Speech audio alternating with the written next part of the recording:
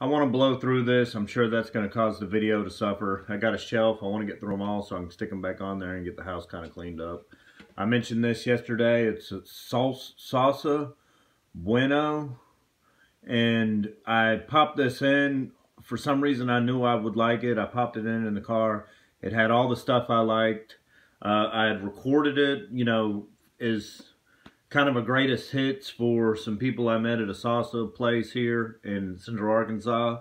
We were talking about music. They were Puerto Rican, and they said that they were going to be back the next week. I think this is how the story goes. We're talking 5-6 years ago when people still had CD players.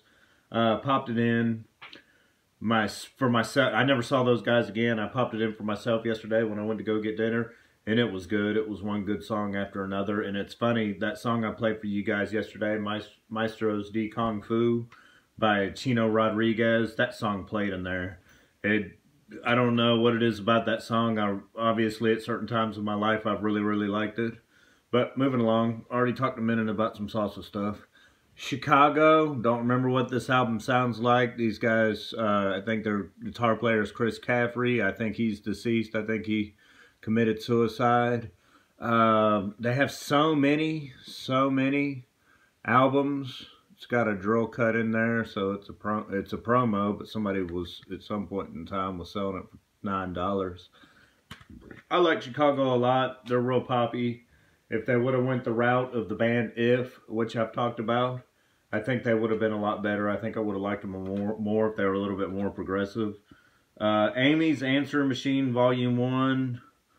It's probably some kind of goofy stuff. I don't remember this. It's probably some kind of spoken, wordy thing of funny answering machine messages.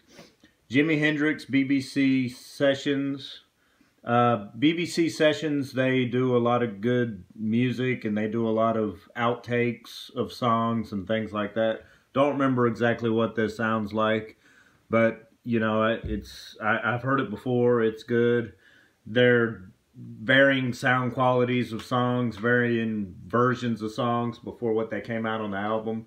Can't remember exactly what that sounds like. The most famous BBC Sessions that was ever made was a Led Zeppelin. Had a whole bunch of Led Zeppelin outtakes and things like that. Pat Metheny on ECM. The year's 1979. I don't remember what this sounds like. It's jazz guitar. The songs are short. He kind of sounds like, you know, John Scofield or one of them. Let's see if there's a whole lot in the liner notes of who he plays with. This is what the individual looks like. I've got a ton of Pat Metheny because the stuff shows up at garage sales. You can see somebody at one point in time was selling that for $1. I guarantee you I didn't pay $1 for that. But recorded December 1975, so it's an older one. I need to check this out. The thing that turns me off about it, there's not one song on here that's over 6 minutes long.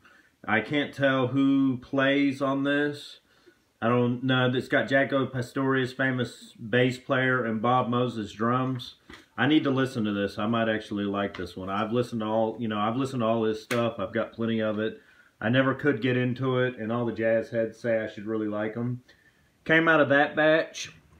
You can tell because it's got that $1 on there. I guarantee I didn't pay $1 for it. Jmclaughlin and Manavishna AD Ventures in Radioland. Don't know exactly what this is. It's probably a bunch of famous songs they play. Jmclaughlin, Bill Evans on saxophones and keyboards, which is an ECM standard person, Bill Evans. This is on Verve, it's not an ECM. Don't recognize any of the other players. It's probably pretty good, and when I'm in the Jmclaughlin mood, I listen to him. He's a guitar guru, but in the sense of more jazz. He played a lot with Miles Davis, had his own group, Manavishna Orchestra. Never heard of this Manavishnu one. You know, when I was young, I had all the Manavishnu stuff. Birds of Fire.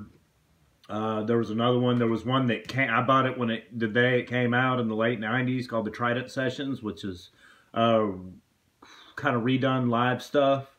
And it was like brand new because it was just issued of something that was from the early group from the early 1970s with Jean-Luc Ponty on violin, Jimmy Cobb on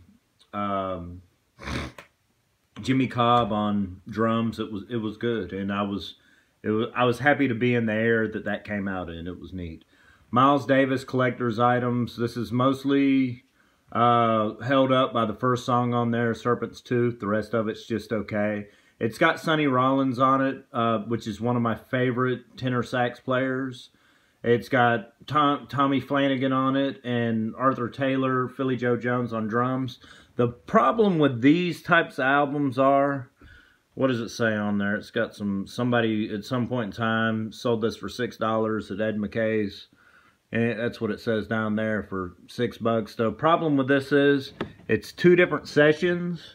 It's a somewhat regarded Miles Davis album, but it's 2 different sessions. You can see down here, or let's see, you can see down here the different people he played with.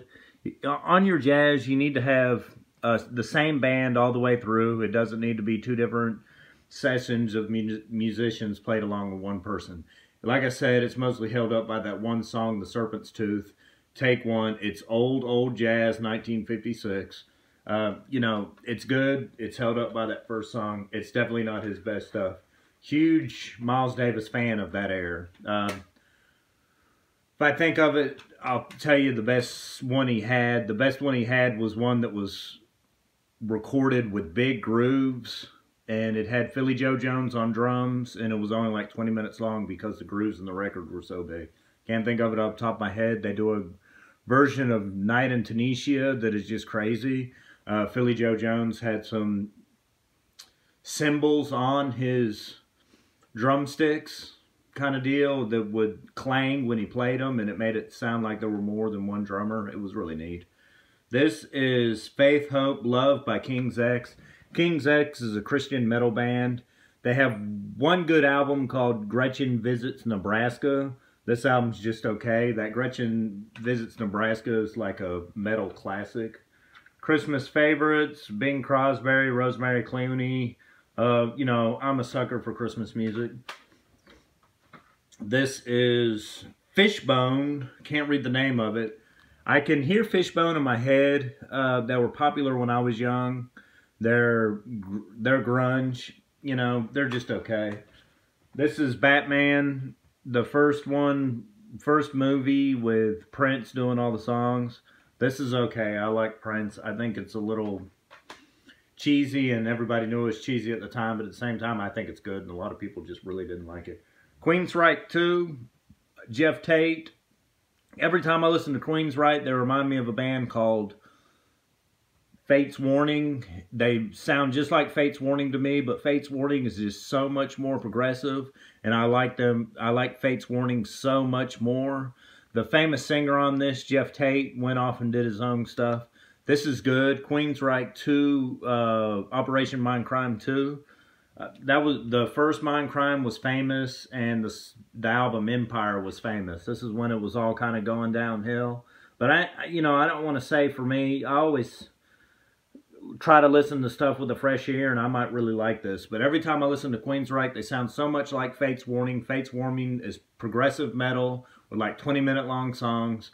I just happen to like Fate's Warning a whole lot better because they sound so much similar, and this just makes me want to listen to Fate's Warning. Seven Dust, Animosity, don't know much about that. This one right here might be my wife's, Franz Ferdinand. Sounds like something she would listen to. A couple more. Stone Roses. Stone Roses are really good, kind of punky type music. I like them a lot. The name of this album is Turns into Stone. Yeah, I like them. Mr. Big was their guitar player. I can't read it on the back of this. Can't find it. But they had their guitar player was a guitar guru. He had a whole bunch of stuff back in the late 70s, early 80s. He played a lot of melodic minor. I can't think of his name. Wish I could. Phil something or another. You know, it's just not coming to me. Here we go. Paul Gilbert. That's his name, Paul Gilbert. That guy right there. He is a guitar guru. Does a whole bunch of crazy stuff on the guitar. That's really what I remember about this, Mr. Big. They had a couple of albums. They were made up of Pat Torpey, Billy Shannon, Paul Gilbert, of course, and Eric Martin. And I think they had a couple different inceptions. Yeah, they're just okay. I'm going to end it right there because I'm right at 10 minutes. Thank you, guys.